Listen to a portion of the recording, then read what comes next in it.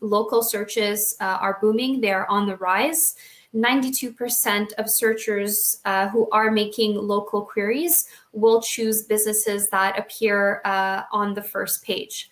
So this is why it's so important to start optimizing for your local SEO because nobody will really look beyond the first page. So not only that, but near me and close by type searches have grown by 900% over the past 2 years. And my guess is that it's only going to continue growing.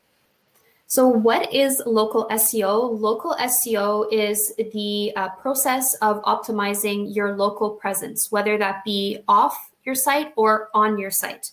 So I'm going to begin by discussing your local presence off your site, which is optimizing local citations or local directories. So these can include Yelp, Google My Business, and Yellow Pages. Now there are hundreds of directories. You want to make sure that you are on the ones that are most relevant to your business. So whichever ones that people are most using to find people in your industry, those are the ones you want to be on. So when you're optimizing them, you want to optimize for NAP, which is your name, address, and phone number.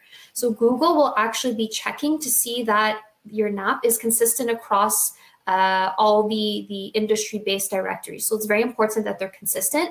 So you should be taking an inventory of them on a regular basis. And if you do change a locale or anything about your NAP, you should change that. That's the first thing you should do to optimize for your local presence.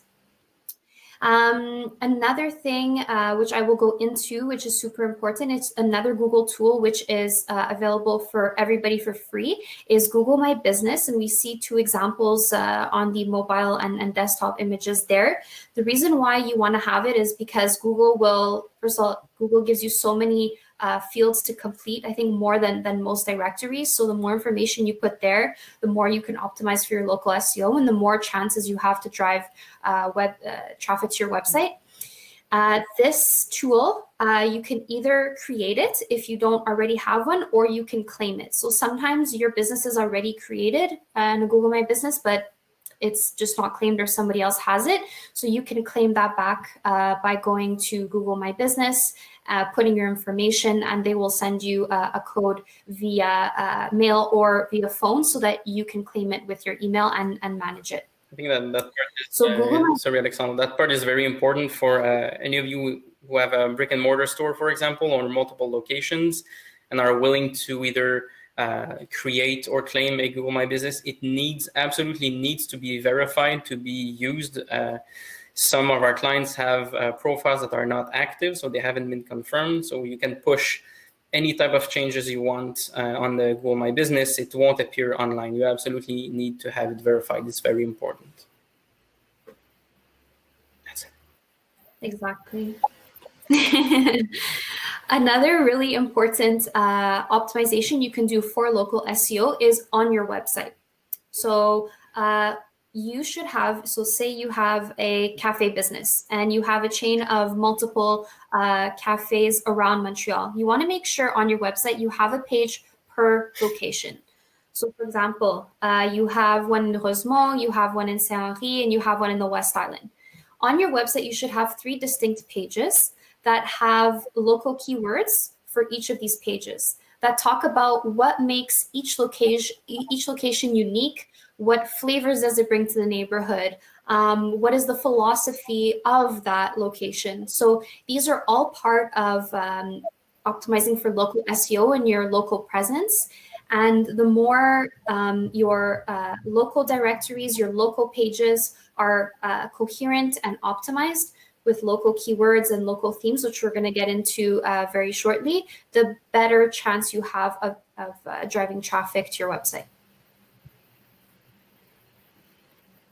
So onto, we'll go more into detail. I did mention that Google My Business has a lot of options for optimization, more than pretty much any directory. So this is why you really want to make sure that you're optimizing this one to its full capacity. So there are a lot of options. The first one is basic practical information, your NAP, your hours of operation, photos and videos. Those are, make sure that they're high quality. make sure that they're clear, and make sure that they're things that you want your users to see. If you have an office or a store, people are usually curious to know what it looks like inside, so we highly recommend to do 360 videos and visits. And because Google will crawl this, the Google My Business listing, you should be putting a list of all your products and services and descriptions. And I think you have about 750 characters for the description of each product or service. So that is a great opportunity to put in your local keywords and the major themes on your website.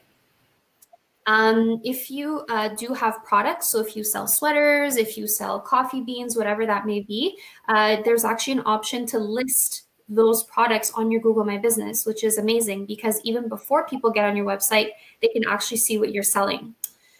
So we highly recommend that you do that, put images, put descriptions. You don't have as much space as you would on your website, like on an e-commerce site, which is fine. But that's why it's important to choose your keywords properly. Make sure that they're those revenue generating ones and put them there so that there's more visibility. And one that is not often used, but I highly recommend that you do this, which is Google My Business posts. So you can, once you're on the platform, you can actually post a blog or a memo that Google will show directly in the search engine. So it works best, I would say, for timely pieces of content. So for example, right now we're in the middle of COVID. So if you have a COVID update for your business or a blog you just wrote on the topic, I highly recommend you put it there because people are more likely to click on these timely articles in a Google My Business listing than when it's not that timely. And they will remain there for 7 business days. So this is another great way to drive traffic to your website. Another example I can give you is a lot of my clients in the legal industry, whenever there's a new law or a major change in the legal system, for example, when marijuana became legal, a lot of them were writing on what are the landlord and tenant obligations with regards to the new law. And so I saw a huge spike in traffic because they were using Google Posts to boost for these topics that people really need to know about and need to take action on right away. And it did actually lead to bringing them more business. So this is something that's often overlooked. So that's why I'm putting a big emphasis on it. And you guys should definitely include it in your content schedules to post on Google My Business. And another important thing about Google Posts is that on mobile, they occupy their own space as well. So there's the local map pack, but if some businesses are adding posts on their Google My Business profile, you'll see these posts right below. So instead of seeing either ads or organic links, you will see these posts in some kind of story format like you would in Instagram or Facebook, for example. So you take even more search real estate by having Google Posts. Don't use them because you need to use them. Use them if there's a purpose to it, even if it's only a product promotion or a coupon code you want your clients to have. There's multiple different opportunities to go with Google Posts.